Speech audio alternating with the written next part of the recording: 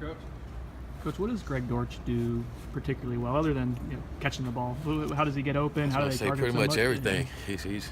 He's a stud. He's a dude. He can catch balls, whether it's receiving it or punt return or whatever they want to do with him. He's a dude, and they find ways to get him the ball, and you got to know where he's at all times. We saw a couple guys wearing number 3 this week. I mean, who's emulating him, and how do you try to give a good look for that guy? Adams, the receiver, and who else did we have? Adams did a great job for us at receiver. Him and was it Dent? Him and Dent. Okay. They did a great job. Gave our guys a great look this week. It was actually cool to see them guys make some plays, but it was cool to see our defense get ticked off. And they told them they were going to do it, and went out and got our defense ticked off. Had some good practices behind it. I saw you tweet about it last night. Just how cool is it to see all that support that's rallying around Janarius through this time right now? It's great. It says a lot about our fan base, and not only our fan base, but the entire nation. I'm sure people are reaching out all over the country, just helping. And again, it just goes to show you we got some good people in this world, and it's great. I know Norris and his family really appreciate it. It's big time, and again, we're happy to have him back. And it says a lot about our culture for him to want to be back here with his teammates and play. And, it says a lot about him. You guys go tempo out there with 11 on offense, just running against there. We saw a bunch of different kind of guys on the offensive line that we've seen in the past. Is that something during the bye week you thought you wanted to try some guys at different positions, or is that just to keep things fresh and exciting for the guys? When did you see that? Like the practice that opened and available. Like Was you that had, Tuesday? yeah, I think even yesterday too. You had like guys that typically would play guard, playing tackle, and vice versa. Baby I was playing center. Yeah. Is that just to keep things exciting, or is that something? Get some guys some reps in there as we move around and go. But I wouldn't buy too much into that. It's practice. Coach, I think you're going to Powwow, the Powwow Yeah. homecoming event. Yeah, tell me a little bit about it. I don't know. I was going to ask you. I'm excited. Are I'm they looking gonna forward have you to it. talk? Are they going to have you talk, or just wave, or do you know? I'm sure they're gonna have me say something. I can't just go there and not say anything. Right? You have to do something. I'm looking forward to it. It's gonna be a lot of fun. You gonna be there? I actually might be working the concession stand for my daughter's basketball team. So you can come by and coach.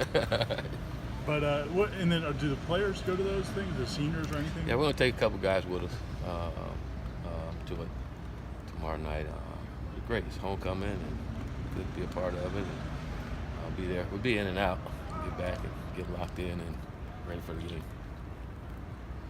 Coach, for Sod Talk, there's going to be four actually the first African-American football players to play here at Florida State are going to be the guest speakers at Sod Talk. JT Thomas was the first ever. I mean, is that a guy that you've ever reached out or talked to? Is that a guy that you'd like to maybe talk to the players and give some perspective on things? Well, I get a chance to meet him this week. I hadn't met him yet, but I get a chance to meet him, and hopefully get a chance to be around our guys and give them some wise words. I think it'll be cool for the guys to be able to hear from him and what it was like for him.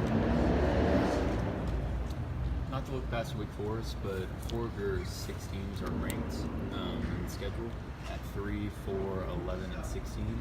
How do you walk in knowing the next 6 weeks are going to be a roller coaster?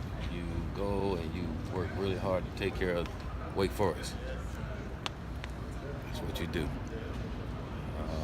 All those teams was on the schedule at the beginning of the year, and that hadn't changed. We knew who was on the schedule. And the next team on the schedule is Wake Forest. So we're locked in to Wake Forest, period.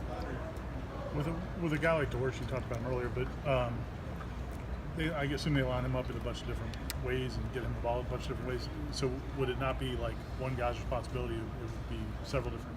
Well, they do it, and they do it with tempo.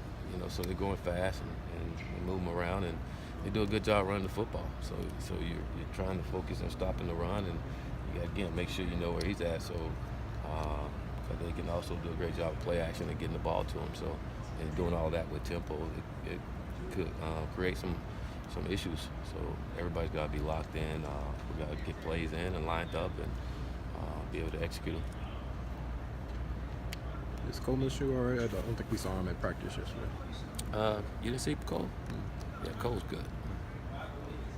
We talked to Derek Kelly earlier in the week, and he said he's as healthy as he's been in a while. Because how's he look this week? Has it been good seeing him kind of progressing that way? It is.